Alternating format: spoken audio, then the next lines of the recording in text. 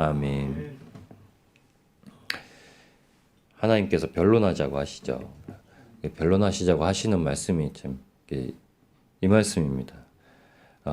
죄가 주홍 같을지라도 희게 못하시나 보라. 우리가 구원받은 거 예수님 믿고 안 변하지 않으면 구원을 받았다고 할 수가 없죠. 구원 받는다고 생각해서도 안 되고, 그냥 교회를 와서 그냥 예배만 드린다고 해서 내가 천국 간다는 생각해서도 안 되고, 제일 첫 번째는 하나님께서 주신 은혜는 그겁니다. 성령님이 임재하셔서 사람이 새 사람이 되었을 때는 항상 부족하다고 여긴다는 것. 그래서 겸손할 수밖에 없다. 예수님께서 온유와 겸손하는 예수님의 십자가 밑에 와서 배우라고 말씀하셨는데, 실제로는 그게 세상 교육처럼 열심히 배워서는 될 수가 있는 일이 아니죠. 그래서 열심히 찾아야 되고, 열심히 주님께서만 일하신다는 걸 계속 믿고 나아가야 됩니다. 끝까지 참도록 인내하도록 주님께서 말씀해 주시죠. 야고보 장로에게 은혜를 주셔서 서신을 남겨놨을 때 첫 번째로는 예수 그리스도를 우리의 첫 열매가 되게 하시기 위해서 주셨다라고 합니다. 고린도전서 15장 16장에도 예수 그리스도께서 우리의 부활의 첫 열매가 되셨다. 부활하셨다는 건 제자들이 까맣게 예수님을 못 알아봤다는 거예요. 육신으로 못 알아봤다는 얘기죠. 변화산에서 마치 변화되신 것, 그럼 제자들이 알아봤을 텐데 그럼 제자들이 못 알아봤다고 얘기를 하십니다. 사람이 성령으로 말미암아 새로 태어난 게 그렇다고 요한복음 3장에 니고데모에게도 말씀하셨어요. 그러니까 언제 어떻게 그렇게 됐는지도 모른대요. 바람이 임의로 분과 같이 갑자기, 그러니까 갑자기 사람이 내가 갑자기 사람이 변하면 우리나라 사람들은 갑자기 사람이 변하면 죽는다고 하는데 큰일 나는 거 아닌가? 맞죠. 죽는 거 맞죠. 예수님의 십자가에 죽었으니까 다른 방법이 없죠. 또 왜 그러냐, 이 말이 그리스도인들에겐 들려져야죠.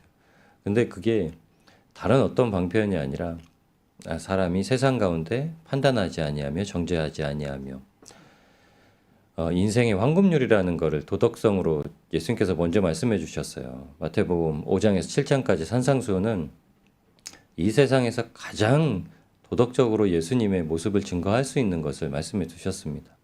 절대 자신을 자랑하지 마라. 원수도 미워하지 말고 기도하며 남에게 대접받기를 원하면 대접을 해라. 남을 나보다 낫게 여기고 서로 하나가 되어 서로 돌보라.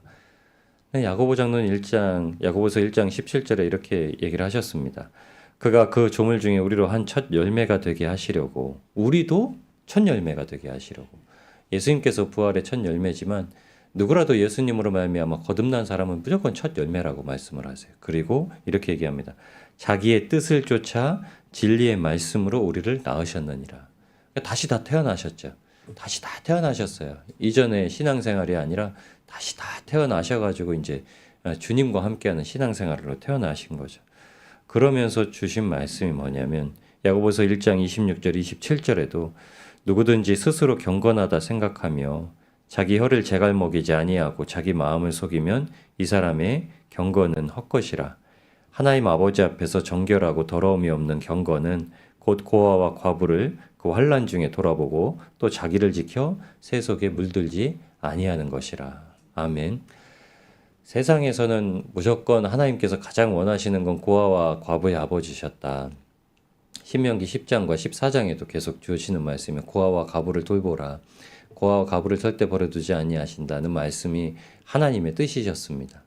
그런데 이 말씀을 통하여서 이스라엘을 먼저 책망하시는 말씀이 이사야를 통해서 주세요.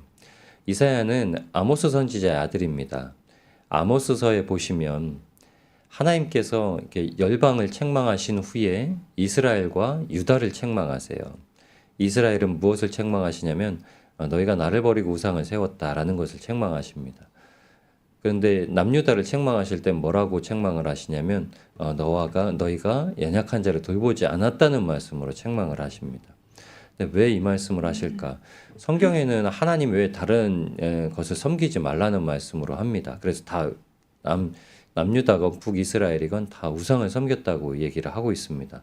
근데 오늘 말씀에도 보시면 뭐라고 했냐면 15절에서 17절까지 너희가 선행을 베풀지 않았다는 말씀으로 책망을 하세요. 그러면서 너희가 온갖 것으로 내게 제사를 드리더라도 그것은 내가 하나도 받지 않는다. 너희가 절기와 월삭과 안식일을 지킨다 하더라도 그것이 내게 아무것도 드려진 바 되지 않았다라고 얘기합니다. 오히려 그 피 흘린 제물의 피가 하나님께 받아들여지지 않으니까 그냥 무수한 피가 그냥 손에 묻어 있다라고 얘기를 하세요. 그래서 하나님께서 한 말씀만 얘기해 주시죠.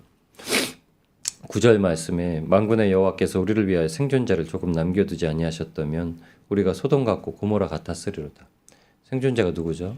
한 싹이라고 이사야서에도 표현한 유일한 예수 그리스도의 십자가의 대속제물 되어지심, 이것만이 하나님께서 받으시는, 구약에 있는 모든 것들은 제사를 드리면서도 계속 끊임없이 또 반복되어지는 죄 가운데 나왔던 것들에 대해서 하나님이 참지를 못하신다라고 말씀하시는 겁니다. 그래서 14절에도 말씀하시죠. 내 마음이 너희의 월삭과 정한 절기를 싫어하나니 그것이 내게 무거운 짐이라 내가 지기에 곤비하였느니라. 이 사람들이 드려지는 이 피가 하나님 앞에 정말 정결하고 온전하게 드려진 것이 없다라고 얘기를 하세요. 그러면서 하나님께서 안 되겠다 싶어서 뭘 하시죠? 가장 사랑하는 독자 예수 그리스도를 보내시죠. 그래서 온전한 제사를 드리게 하시죠. 그래서 그리고 예수 그리스도의 보혈의 은혜를 받고 구속함을 입은 자들마다 자기 십자가를 지고 자기를 부인하고 주님을 따르도록 말씀을 하셨습니다. 그래서 주님이 늘 말씀하셨죠. 기도할 때도 골방에 들어가 기도해라. 구제할 때도 내 오른손이 한 일을 왼손이 모르게 하라. 그냥 다른 이목에 집중하지 말고 하라고 얘기를 하시는 거죠. 우린 세상 가운데 어제도 이렇게 은혜의 말씀을 듣다 보니까 그렇게 사회자가 얘기를 하더라고요. 자꾸 누가 그렇게 했는지 소문 내가지고 더 하도록 막 해야죠. 더 그 일에 참여하도록 해야죠. 그 말도 맞습니다. 그냥 주변에서 소문 내면 되죠. 근데 굳이 우리가 행한 일들은 할 수 있으면 그냥 다 감추어두고 행하는 것을 해야 됩니다. 그 이유는 감추어두고 행하라는 거는 예수 그리스도께서만이 우리의 은혜의 방편이시다라는 걸 늘 고백하라는 거죠. 우리가 무엇을 할 수 있다는 게 아니라. 근데 이 고백이 어디서 나오냐면 우리의 삶을 그냥 다 드릴 수 있는, 매번 삶을 다 드리는 거죠. 죽음까지 드릴 수 있는. 마지막 하나 남은 게 뭐죠? 그러니까 목숨까지 드릴 수 있는. 목숨은 죽는 것으로 드리는 게 아니죠. 모든 육체의 일을 중단하고 갈라디아서 5장에 성령의 열매를 말씀해 주시기 전에 육체의 일을 먼저 얘기하세요. 모든 비방과 다툼과 시기와 질투와 모든 이런 분열 이런 것들을 다 다툼을 멈추고 성령의 열매로 나아갈 수 있게 하시는 겁니다. 그런데 세상에서 그리스도인들이 핍박을 받고 있기 때문에 대항하다 보면은 결국에는 육체의 일로 대항할 수밖에 없어요. 판단하고 늘 남의 눈 속에 있는 티가 더 많이 보이는 거예요. 교회 내에서는 절대 티를 말해서는 안 됩니다. 왜냐하면 예수님께서 말하지 말라고 하셨잖아요. 눈 속에 있는 들보를 먼저 빼내도록 하라고 말씀을 주셨기 때문에 그렇습니다. 그러면서 하나님께서 주시는 말씀이 16절 17절에 너희는 스스로 씻으며 스스로 깨끗하게 하고 내 목전에서 너희 악한 행실을 버리고 행악을 그치고 여호와께서 선행을 배우며 정의를 구하며 학대받는 자를 도와주며 고아를 위하여 신원하며 과부를 위하여 변호하라 하셨느니라. 아멘. 이 일이 중요하다라고 말씀을 하시죠. 하나님께서 늘 베풀고자 하셨던 것들을 사도들을 통해서도 계속 행하게 하셨습니다. 사도행 초대 교회의 첫 일은 사도들이 먼저 이 일을 행하는 일이었어요. 그때 아주 구제하는 일이 크게 필요했었던 때였기 때문입니다. 근데 그게 너무 많이 일이 필요하니까 사도들이 말씀을 보고 기도할 시간조차도 빼앗고 있기 때문에 다른 또 일꾼들을 세우는 일을 합니다. 근데 이 일을 통해서 꼭 드러났다는 거예요. 사도행전 9장에도 베드로가 다비다를 살리는 사건을 보면 거기도 선행과 구제에 대해서 나옵니다. 빌립보의 교회에 이제 첫 성을 짓게 되어지는 좌주장사 루디아에게 이제 복음을 전하고 났을 때도 그 여인을 통해서 또 이제 빌립보 교회가 또 든든하게 세웠던 것처럼 어디서 그렇게 나오냐? 결국에는 하나님의 사랑을 어떻게 누구를 통해서 받는가? 하나님은 예수 그리스도를 통해서 사람들에게 공생의 사역, 예수님만이 유일하게 뭐 손길에 아무것도 없으셔도 행하시죠. 예수님은 다 하시죠. 예수님은 뭐 그냥 한 끼 도시락이 있어도 그걸로 5천 명을 먹이시고 4천 명을 먹이시고요. 지나가는 이에게 주사와 링거가 없어도 병든 자를 일으키시고요. 이 모든 일이 어디로부터 나오죠? 이 모든 일은 바로 기름 부으심으로부터 나옵니다. 그게 그리스도의 사역이었습니다. 예수님은 죄를 사하 주시지만 죄를 사했다고 공포해 놓으셨어요. 그리고 예수 그리스도의 사역으로서 하나님께 기름 부음 받음으로써 모든 일을 행할 수 있도록 하셨습니다. 그리고 그 기름 부음 받음을 저에게 주셨죠. 성령님의 임재하심으로. 뭐가 있어서 할 수 있는 게 아닙니다. 사람은 뭐가 있어서 할 수 있는 게 아니라 사람은 하나님을 사랑하는 것만 있으면 할 수 있습니다. 첫 번째는 이걸 변론하자고 그래요. 이사야 선지자가 아버지 아모스 선지자가 선포했던 말씀을 통해서 듣기도 했을 겁니다. 그래서 끊임없이 아모스 선지서에도 여호와께 돌아오라는 말을 합니다. 늘 돌아오래요. 그러니까 하나님을 알고 하나님께 붙어 있어서 하나님만을 바라보고 살아가는 것이 얼마나 중요한가. 거기서부터 인생의 다시 태어난 인생이 이제 새롭게 시작이 되어진다라고 말씀을 합니다. 이사야 선지자를 통해서 우리에게도 끊임없이 말씀하죠. 이사야 선지자를 통해서는 계속 얘기하죠. 이사야 선지자가 몇 명의 왕이라고 그러죠. 유다 왕 우시야, 요담, 아하스, 히스기야 시대. 그때마다 왕들은 계속 이사야 선지자에게 와서 기도해달라고 하고 이렇게 얘기를 합니다. 이때로부터 계속 이사야는 계속 얘기해요. 왕이요, 하나님만 찾으면 됩니다. 하나님만. 그래서 히스기야 때는 그게 아주 이제 크게 번성을 하죠. 잠잠하라. 쳐들어온 그 군대에 대해서 잠잠하라. 아무 얘기도 하지 마라. 이 말을 했을 때 진짜 그 말을 믿고 잠잠하고 있습니다. 근데 하나님께서 또 은혜를 베푸셔서 병을 낫게 하시고 치료하시고 나니까 금세 그냥 마음이 또 경거망동해서 모든 국고를 다 잃어놓고서 자랑하게 됩니다. 주님께서 새로 거듭난 자에게 첫 번째 해주시는 일을 교만하지 않고 자랑하지 아니하는 것. 그래서 사도 바울도 얘기합니다. 내게 자랑할 것은 오직 주 예수 그리스도의 십자가. 다른 세상에 자랑할 것이 없다라고 얘기를 합니다. 이게 자랑되어지면은 우리가 예수님의 십자가를 지고 갈 수 있다라고 말씀을 해주시는 거죠.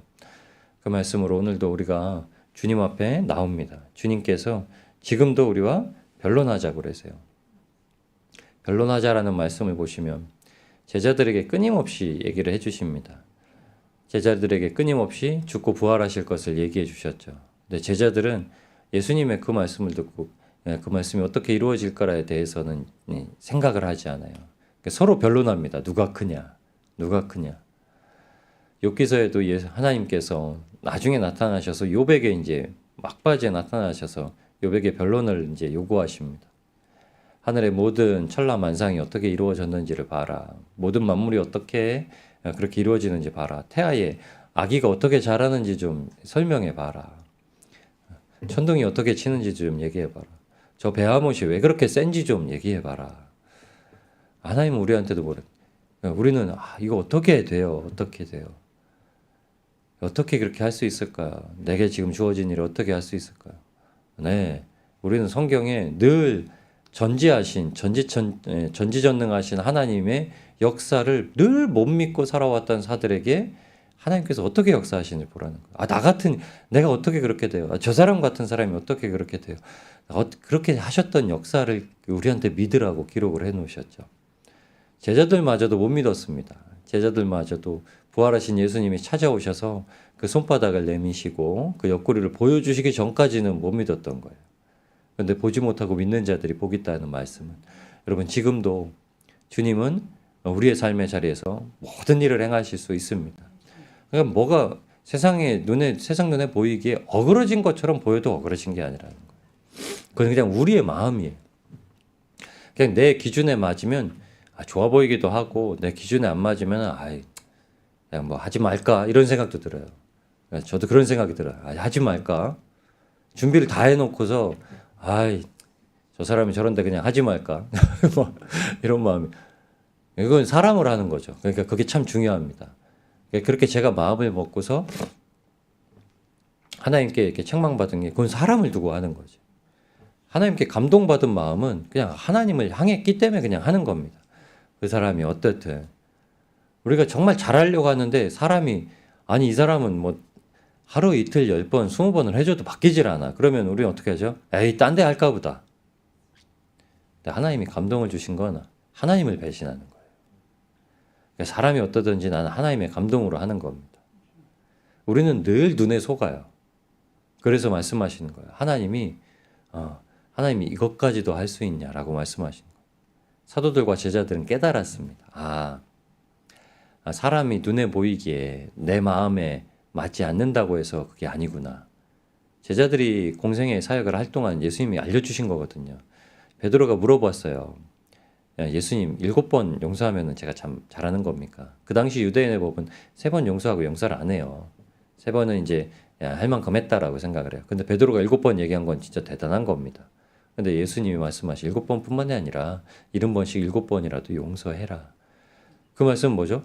똑같은 사람이 똑같은 잘못에 우리는 똑같은 잘못을 하면 안 되죠. 이미 회개했다라는 건 이제 벗어난 거죠. 근데 누가 아직 회심은 했으나 예수님을 만나지 못했고 성령에 묶임 바 살지 못해서 또 똑같이 우리에게 그런 모습을 보이면 우리는 한 번, 두 번은 잘 참고 주님 부르다가 10번 지나고 20번 지나가면 상대를 하지 말자. 죄인은 그렇게 하면 돼요. 사도 바울이 그래서 얘기했습니다. 교회 안에 음행하는 자가 있느냐? 그런 자는 사귀질도 말고 먹지도 말고 가까이 하지도 말라. 그러면서 한마디를 덧붙였어요. 이 말은 세상에 있는 사람들이 음행한다라고 해서 그 사람들과 멀리해서 살라고 하는 말씀이 아니다. 그러면 어떻게 복음 전하겠느냐? 이렇게 하는 말은 교회 안에 누가 예수 그리스도를 믿는다 말하면서 그렇게 하면은 절대 그들과 교제하지 말란 말이다. 그런데 세상에 안 믿는 자들이 그렇게 하는 건 그냥 보고 가라. 그 사람이 돌이키는 것이 하나님의 은혜와 역사라는 것을 우리에게 알려주십니다. 여러분 우리가 먼저 성결하게 살아야죠. 우리는 성결의 첫 열매로 주님께서 부르신 겁니다. 첫 열매로 부르셔서 하나님께서 진짜 원하시는 것을 하도록 부르셨습니다. 그래서 여러분 모든 것에 하나님이 그렇게 마음을 준비하고 서 있으면은 할 것을 다 준비하셨다는 거예요. 먹을 것을 다 준비하셨고 입을 것도 다 준비하셨고 엘리야가 무서워서 도망갔어도 까마귀를 보내시든 그리 시냇가에 물을 다 마르게 하셔도 먹게 하시고 주님은 꼭 만나게 하셔서 다시금 허리를 동이고 달려갈 수 있는 은혜를 허락하여 주셨습니다. 오늘도 주님께서 말씀하세요. 내가 그렇게 하나 안 하냐 좀 보자. 믿느냐 변론하자. 여러분 그래 주님께서 그렇게 하십니다. 욥의 결말도 갑절이죠. 우리가 주님 앞에 은혜를 받고 나왔으면은 여러분 다른 무엇에 중심을 삼지 마시고 오직 십자가에만 중심을 삼고 시선을 바라보시고 나아가시고 늘 주님의 감동에만 귀 기울이세요. 사람이 어떤 것으로 하지 마시고요. 고아와 과부도요 하나님의 감동에 준비가 되어지는 겁니다. 그 일을 할 때 예수님께서 꼭 반드시 그 이름이 드러나실 줄 믿습니다. 그래서 그 영광을 받으시고 이 삶의 자리에 택한 자들이 차고 넘쳐서 정말 이곳이 하나님의 도성이고 이 나라가 하나님의 국가가 되고 전 세계 열방이 하나님의 나라가 되는 놀라운 은혜를 누리게 하실 줄 믿습니다. 이 믿음과 소망을 가지고 오늘도 주님을 모시고 함께 살아가시는 복된 날이 되시기를 우리를 구원하신 예수님의 이름으로 축복합니다.